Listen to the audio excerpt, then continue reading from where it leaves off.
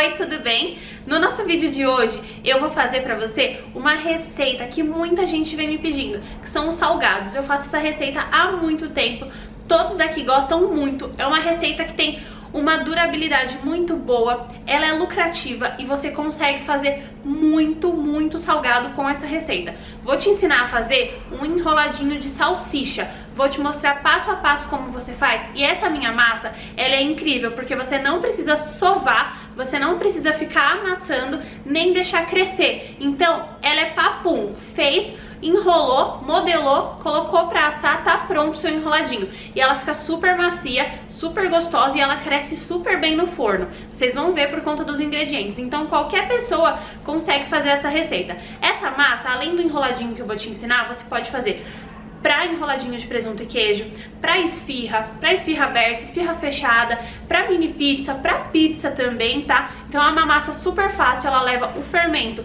granulado, que é aquele de pacotinho, super barato, farinha de trigo, óleo e água. Enfim, praticamente tudo que você tem em casa, tá bom? Então é muito fácil de fazer mesmo e o rendimento dela é muito grande. Vocês vão ver que eu vou fazer uma parte, 1/3 da nossa receita, eu vou fazer de enroladinho e dá muito enroladinho, tá bom? Então essa massa rende aí mais ou menos tranquilamente uns 100 enroladinhos de salsicha, tá? Mais ou menos, tá? Ela pode até render mais dependendo do tamanho e da espessura que você fizer o seu enroladinho. Então vem comigo agora que eu vou te ensinar já como que você faz essa massa incrível. Aqui eu tenho uma vasilha grande para facilitar a gente mexer, 200 ml de água morna, a água não pode ser quente, tem que estar morninha, tá? Tenho também 100 ml de óleo, pode ser de girassol, de canola, de soja, o que você preferir. 2 colheres de sopa de açúcar refinado, tá? E 1 colher de sopa de sal. Também vou usar o fermento biológico, 1 pacotinho ou 10 gramas, que é o fermento seco. Farinha de trigo o quanto baste, tá? Mais ou menos de 2 a 3 xícaras. Aqui primeiro eu vou colocar a nossa água morna, tá? Não pode ser fervendo, lembra sempre, não pode nem estar quente, tem que estar morninha. Vou colocar o óleo em seguida, depois da água, faz nessa sequência para dar certinho. Depois coloco o açúcar, em seguida do açúcar a gente vem e coloca o sal e por último a gente vai acrescentar o nosso fermento, tá? É um pacotinho inteiro para essa receita, que dá 10 gramas. Você já compra o pacotinho, abre e utiliza inteiro, tá bom? Ele vende geralmente de pacotinho esse tipo de fermento. Vou misturar bem, tá? Aqui para o nosso fermento já começar a agir. Por que não pode ser água quente? Porque a água quente, ela mata o fermento. Aí ele não vai fazer efeito e não vai crescer o seu pão, né? O seu enroladinho, a sua pizza, enfim, o que você estiver fazendo com esse tipo de massa, tá? Nunca pode, esse tipo de fermento não pode ter contato com a água muito quente. E com a água fria não vai dar efeito nenhum, porque o fermento ele já começa a agir fora do forno. Esse tipo de fermento é diferente, é o fermento de pão, fermento de pizza, tá bom? Então é interessante você seguir o passo a passo correto, senão a receita dá errado mesmo, tá? Agora eu vou pegar aqui a nossa farinha de trigo, mais ou menos 2 colherinhas, tá? Só para ela misturar e fazer uma esponjinha na nossa massa. Isso vai fazer com que a sua massa ela fique bem macia, cresça bem e você não vai precisar ficar sovando ela depois, nem deixar ela crescer, porque a gente já vai estar fazendo essa esponjinha, o fermento vai agir melhor aí e você vai conseguir uma massa mais fofa, tá? Bom, então agora eu vou pegar um pano de prato limpo, tá? Ou um papel filme, como você preferir. A gente fecha essa nossa massa e deixa descansando por 15 minutinhos para formar a esponjinha. Prontinho, nossa esponjinha já está feita, ela fica líquida, tá? Não é uma esponja igual a de panetone, que fica mais pegajosa, ela é diferente, tá? São intuitos diferentes que a gente precisa aí, né, pro panetone, pra massa de pão, tá bom? Então essa é a esponja para esse tipo de massa que eu te ensinei.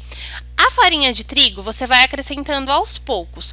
Pode separar aí cerca de 2 a 3 xícaras de chá de farinha de trigo, mas pode ser que precise de mais, tá bom? Porque a gente só vai saber que nossa massa está no ponto certo quando começar a soltar da mão, Vocês vão ver o passo a passo certinho, mas quando ela estiver já soltando da mão, é porque tá pronta a nossa massa. E para isso, pode ser que precise de mais farinha, tá? Então, vai mexendo bem até quando você conseguir com a colher e depois a gente coloca a mão na massa. Acrescentando aqui mais farinha de trigo, vai sempre aos poucos, porque pode ser que você pegue mais farinha e não precise, tá? Então, se você deixar sua massa muito ressecada demais, passar do ponto, colocar muita farinha além do que precisa, não vai dar certo, porque não vai dar para conseguir voltar a textura da sua massa. Então, basicamente, você perde uma receita. Sempre vai bem de pouquinho mesmo que demore mais, tá? Peguei aqui uma colher maior pra gente conseguir mexer melhor a nossa massa, tá? Que eu quero te mostrar o ponto certinho dela. Vou mexendo bem até quando eu não conseguir mais, quando já estiver pesada.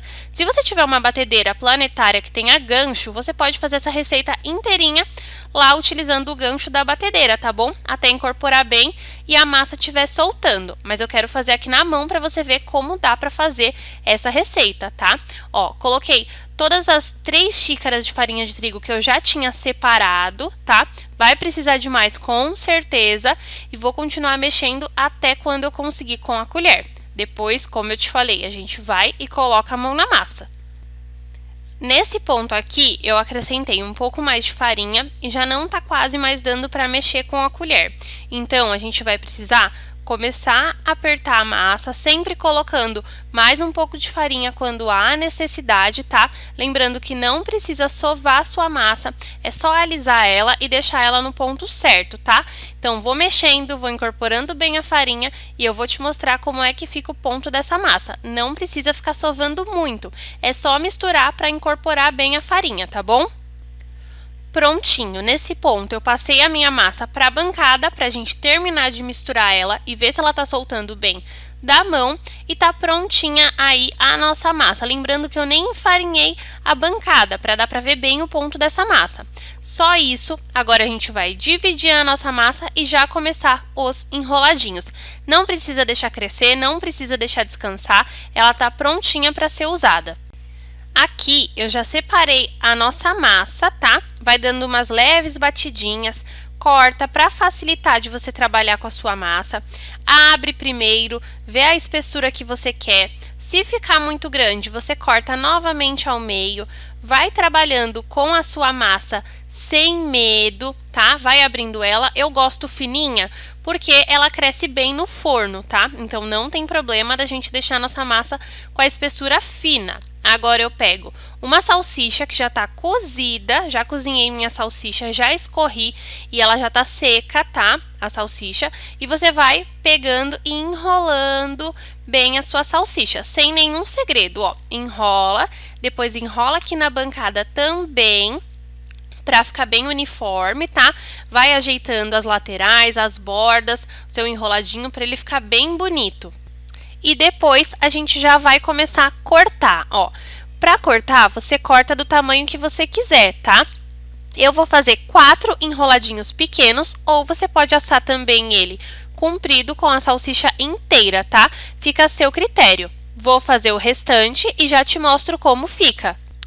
Depois, eu coloquei todos os meus enroladinhos já cortados em uma forma untada com um pouquinho de óleo ou azeite. E aqui eu tenho uma gema batida e misturada com meia colherinha de sopa de água, tá bom? Para ficar mais fluido e render mais e não ficar gosto de ovo, tá? Que eu não gosto nas minhas receitas. E vai pincelando com um pincel, ou se você não tiver um pincel, pega uma colherinha, vai passando, tá? Nos seus enroladinhos, tá bom? Para ficar bem bonito. E o ovo também, né? A gema, quando você pincela, ajuda para você conseguir ver bem o ponto do seu enroladinho no forno, ou dos seus pães, enfim, do que você estiver fazendo com esse tipo de receita, tá? Então, eu gosto bastante de pincelar a gema dessa forma, misturadinha com a água, em todas as minhas receitas, porque além de ficar mais bonito, facilita depois também pra gente saber o ponto, tá bom? Fiz isso em tudo e agora eu já tô com o meu forno pré-aquecido a 180 graus, vou levar ele para assar, tá bom? O tempo varia de 30 a 40 minutos. Prontinho, aqui estão os nossos enroladinhos, já saíram do forno, tá? Ficou cerca de 45 minutos no forno a 180 graus, que já estava pré-aquecido. Olha só como cresce bem a nossa receita, fica super corado por conta da gema que a gente passou, né? Fica bem bonita essa massa, bem fofinha, olha só. Dá certo para todo tipo de salgado assado que você quiser, tá bom? Espero que tenha gostado. Um grande beijo e eu te vejo no nosso próximo vídeo. Tchau, tchau!